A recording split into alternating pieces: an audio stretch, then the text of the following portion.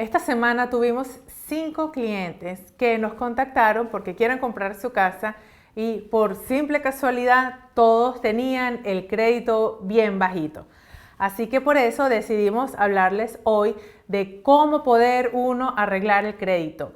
Te vamos a explicar todo lo que necesitas entender de cómo funciona y cómo lo puedes subir para que te puedas comprar tu casa propia.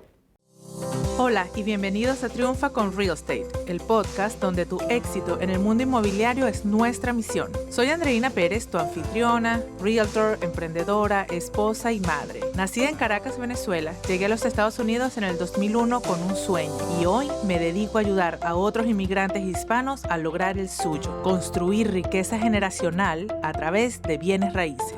Acompañándome en esta aventura está mi esposo y coanfitrión Nelson Pérez, mejor conocido como el Lender Hispano. Juntos formamos un equipo imparable, combinando experiencia en bienes raíces y financiamiento hipotecario para darte las herramientas que necesitas para triunfar en el mercado inmobiliario. Ok, entonces, comenzando a hablar de crédito, la realidad quiero explicarles que la mayoría de las personas piensan que lo más importante a la hora de comprarse su casa propia es el crédito, cuando la realidad es que no es así.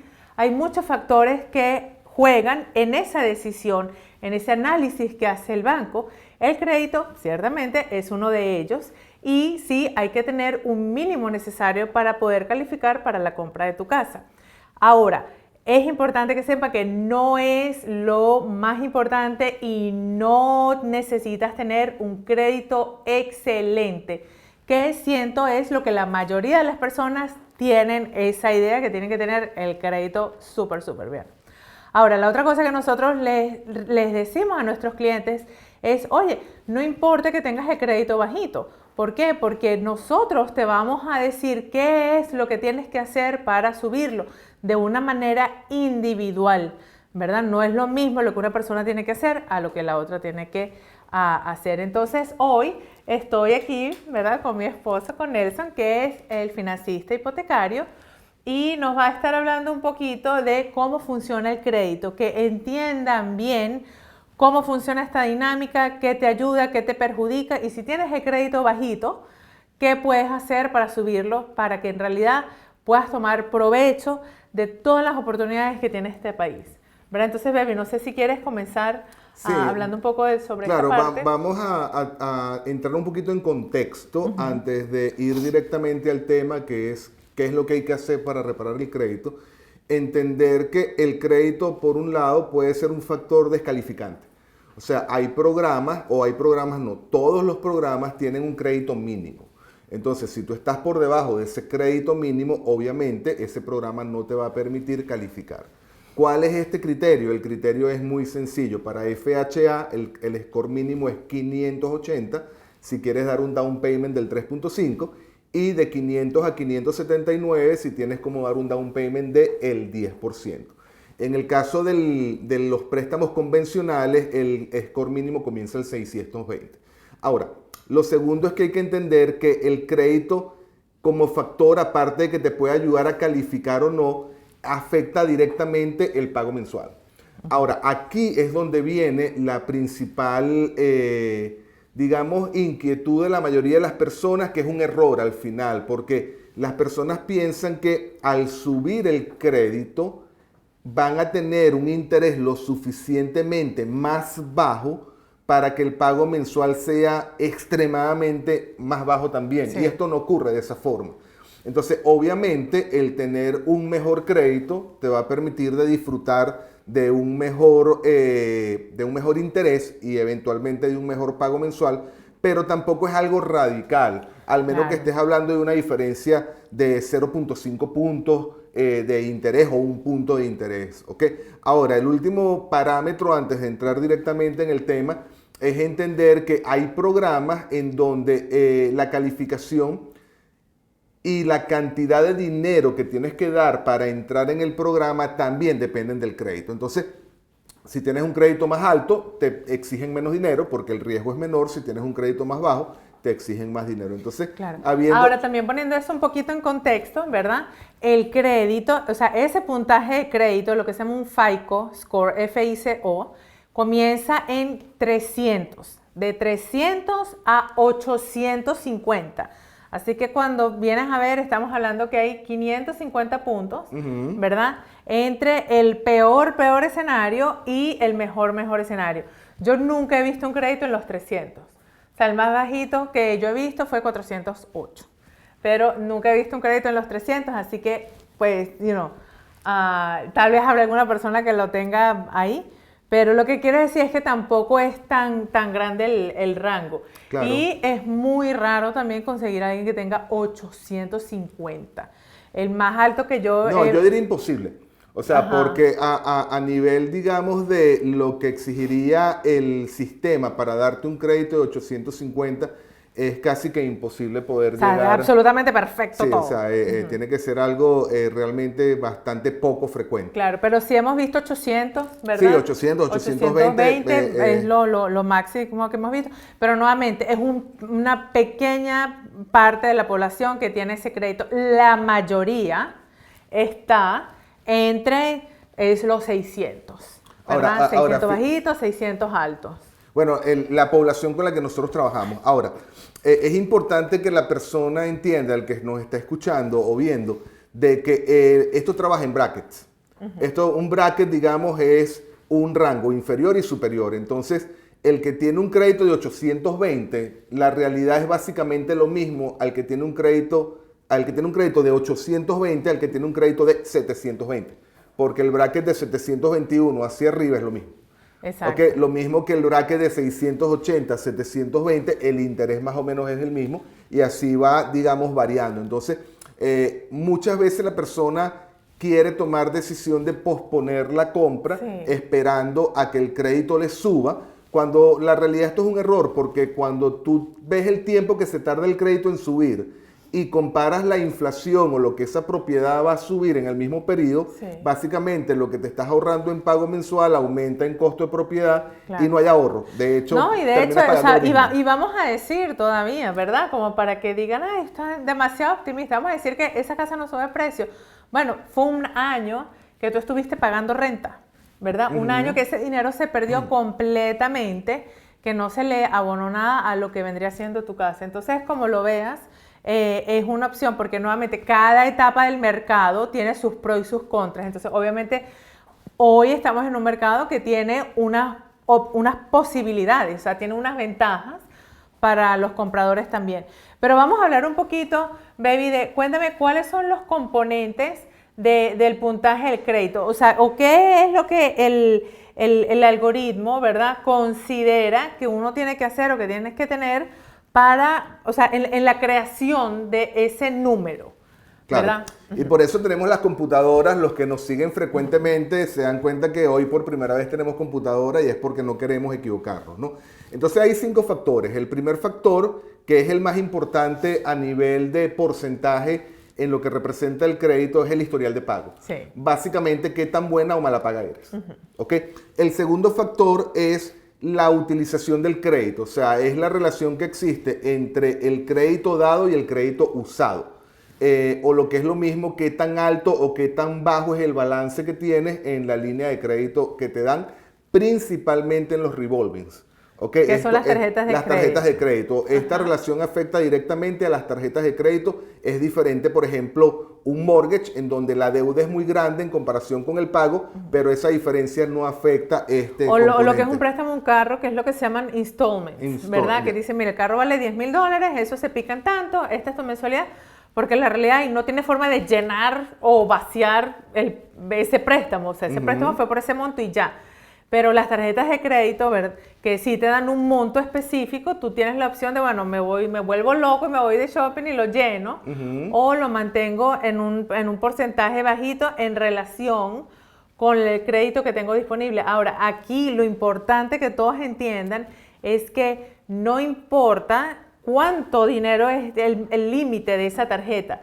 O sea, lo importante es cuánto lo usas. Entonces, lo mismo es una tarjeta que si tienes un límite de $10,000 y debes 9,800, te va a bajar el puntaje. De la misma forma que si tú tienes una tarjeta de $100 y le gastaste 98. Va a tener el mismo efecto mismo negativo, impacto.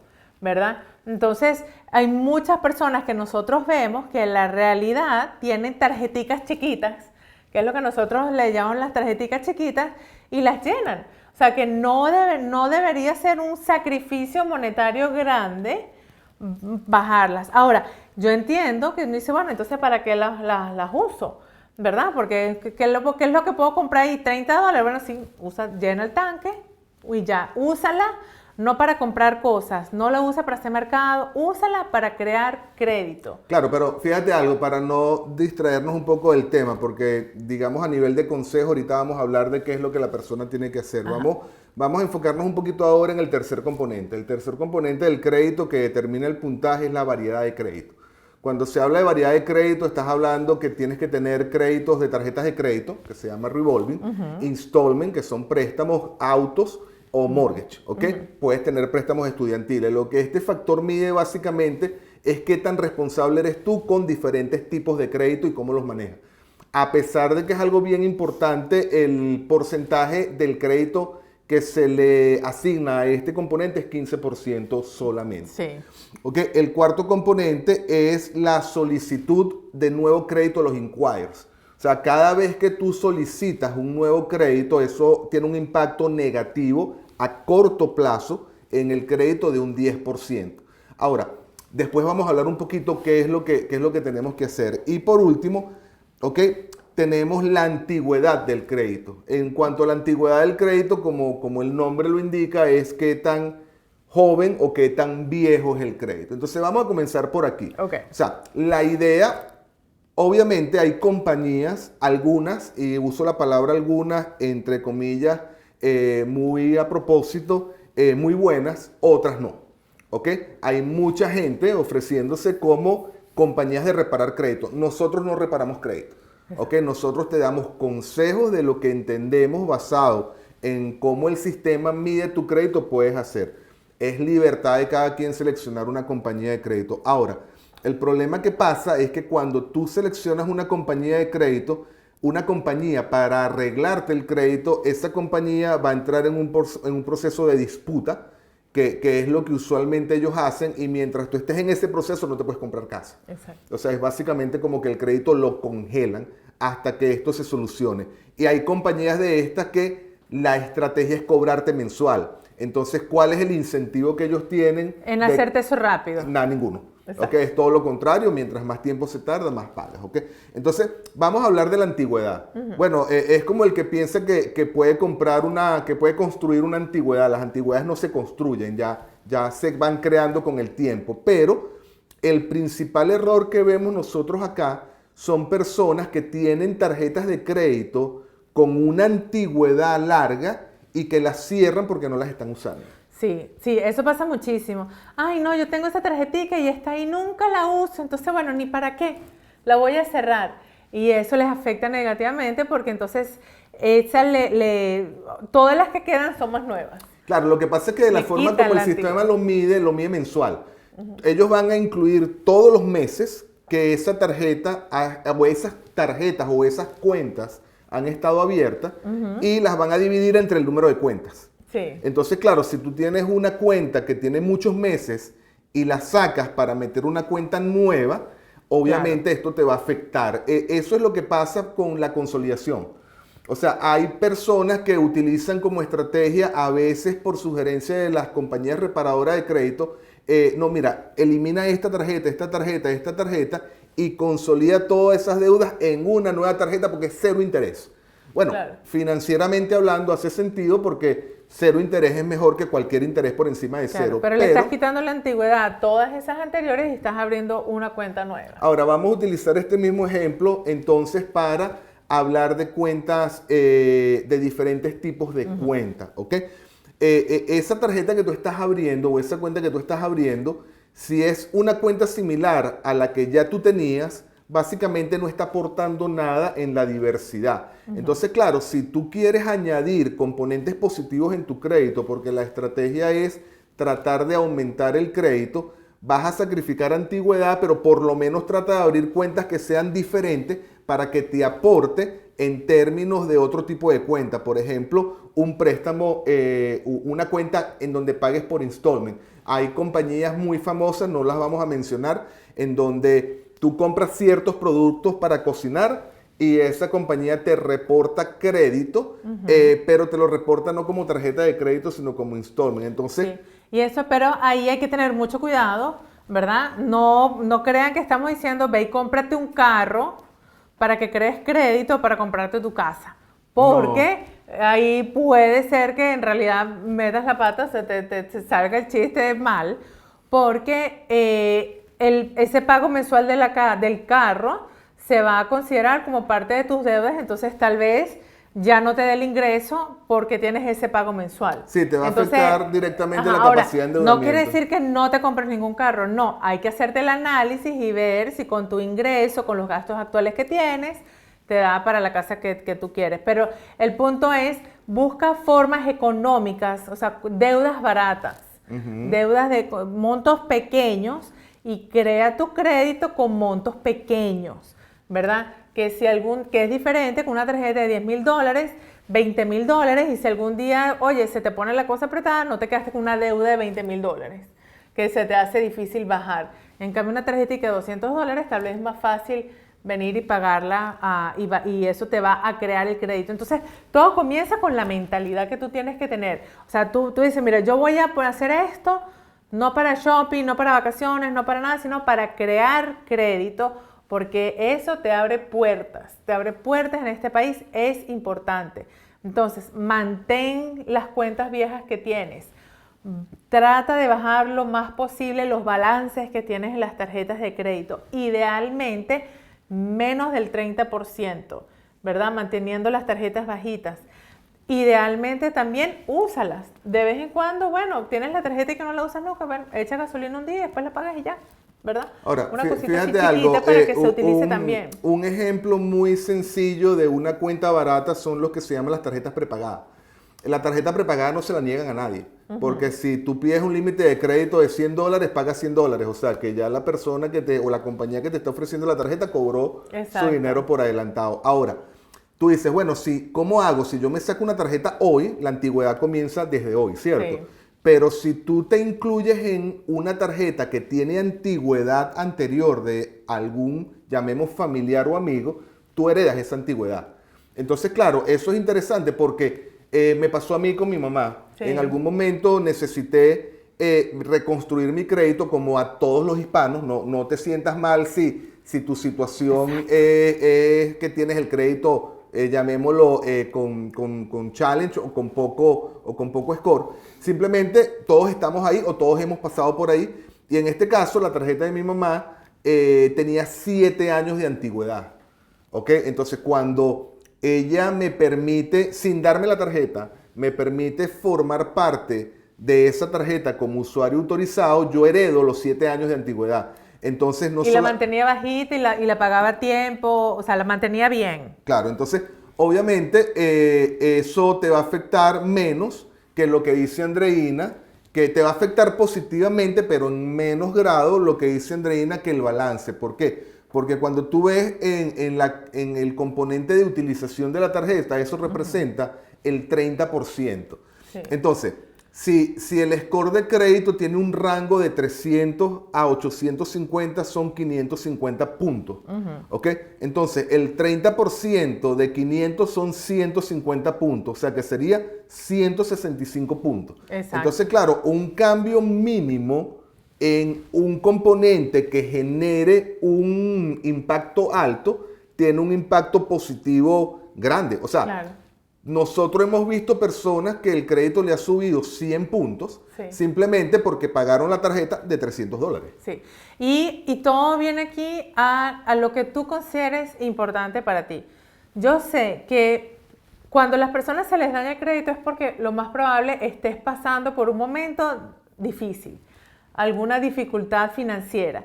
Y yo sé que fuera de las presiones que uno puede tener en la vida, está la presión de crédito y muchas personas dicen, bueno, olvídate de eso ya, después ahí veo cómo hago. Y lanzan eso para allá, ¿verdad? Entonces, es decirles, oye, mira, toma un poquito no voy a decir como que conciencia, porque eso suena como que feo, como que regañando, no, sino, oye, dale un poquito de importancia porque, como dije antes, eso te va a abrir puertas. O sea, no lo tires al abandono. Cuando uno tira las cosas al abandono, mira, ya dejé de pagar todo esto, ya no lo puedo pagar, bueno, a veces es lo que hay que hacer y lo que hay que hacer y ya no pasa nada. Pero recuerda que si tú tiraste todo al abandono, dejaste de pagar todo, todas esas cuentas se van a quedar como reportando negativamente todos los meses. Y ahí es cuando tú ves gente que dice, oye, tengo años con el crédito abajo, o sea, estancado, se queda varado por allá abajo. Entonces, hasta que uno no comience a ponerle cositas positivas, el crédito no comienza a subir. Porque entonces ahí está, arreglar lo viejo, pero igual, aunque tú pagues collections, que es otra cosa, ¿verdad? Tú tienes cosas que dejaste pagar y están en collection. Tú pagas eso y el crédito se te va a quedar abajo igual. No solamente... Tienes que comenzar a ponerle cosas buenas para que comience a levantar. Entonces, es una mezcla de evita bajarlo, pero siempre... o sea, tratar de ponerle cosas que te suban. Claro, pero el evita bajarlo es lo que no podemos controlar nosotros. Exacto. Cuando nos llega el cliente con el crédito malo. Claro. Ok, entonces, digamos, ¿cómo hacemos? Ya el crédito está mal. Asumimos nuestro error. ¿Qué pasa? Tomando ejemplos de lo que acaba de decir Andreina, una forma, digamos, de mejorar el crédito, cuando tú tienes una cuenta que la tiraste al abandono, ok, no la pagaste más, no me dio la gana, no la quise pagar más. Eso se llama charge off. Un charge off es una cuenta que el acreedor la dio a pérdida en sus libros contables, pero esa cuenta te sigue reportando negativo todos los meses. Exacto. Probablemente no te la van a cobrar. Digo probablemente porque hay acreedores que hacen la gestión y te la pueden cobrar, o hacen la fuerza para cobrártela. Pero ¿qué pasa? No hagas un plan de pago. Trata de hacer lo que se llama un settlement, que es un pago único por el monto más bajo que te permitan de la deuda que tienes, para que automáticamente al pagar ese monto el charge-off ya no te sigue reportando mensual. Entonces le estás quitando carga negativa por los dos lados. Exacto. ¿Okay? Sí. Ahora, adicionalmente, en ese mismo caso, tú puedes hablar con el acreedor y decirle, mira, yo quiero pagarte la cuenta está charge-off, la tiró a pérdida hace 2 años. Ok, mira, yo quiero pagártela completa, pero quiero pagártela con la condición de que tú me la remuevas del reporte de crédito. Sí. Entonces, eso se puede solicitar también y obviamente es potestad del acreedor. El acreedor es el que te prestó el dinero, la tarjeta de crédito. Es potestad del acreedor aceptarte o no, pero el negocio del acreedor no es dañarte el crédito. Claro. El negocio del acreedor es hacer dinero. Recuperar su dinero. Entonces, es recuperar el dinero. Entonces, si tú le haces un planteamiento, mira, le des $2,000 o le ofreces 500, ¿ok? Para que simplemente no te reporte negativo, o le ofreces los 2,000 con la condición de que la elimine el reporte. Entonces, hay acreedores que lo aceptan. Claro. Ahora, aquí lo importante, ya para terminar, es que ustedes, o sea, si están pensando en, bueno, quiero mejorar mi crédito en términos generales, perfecto, llama a todos los acreedores, haz tus planes de tus negociaciones, toda esa parte. Pero si tú lo estás haciendo porque te quieres comprar una casa, ya ahí es diferente. Antes de que tú comiences a hacer nada y que te comiences a gastar la plata haciendo planes de pago ni nada de eso, es hablar con, bueno, yo digo nosotros, pero me refiero a nosotros, Nelson, él es mi esposo y lo considero como, somos como uno, ¿verdad? Pero habla con Nelson y él tiene el sistema de un simulador y te va a decir, mira, esto sí afecta, esto no afecta, esto págalo, esto no, esto así, esto así, para que no estés, o sea, haciendo cosas que creyendo que sí te van a ayudar, tal vez no te ayuden y después, nuevamente, pasaron varios meses y tú dices, ay, pero no funcionó. En cambio, el banco te va a decir exactamente lo que tienes que hacer. ¿Okay? Y eso es lo que me parece más importante, o sea, que entiendas que la persona que te va a dar el préstamo deja que sean ellos con ese sistema de análisis de crédito, porque además hay diferentes modelos de crédito, diferentes FICO scores. O sea, si tú vas a comprarte un carro, el score es diferente a que si vas a comprar una casa. Entonces, el diferente que tú sacas en Equifax tú solo, al diferente al que sale en Credit Karma, que es el Vantage Score. Entonces, que sea el del banco que te diga, mira, esto es lo que tienes, esto es lo que tienes que hacer, y ya vas con los pasos seguros para que te puedas comprar tu casa. Eso es bien importante, y quiero tomarme 30 segundos, ¿no? Antes de finalizar. No todas las compras y no todos los acreedores usan el mismo modelo.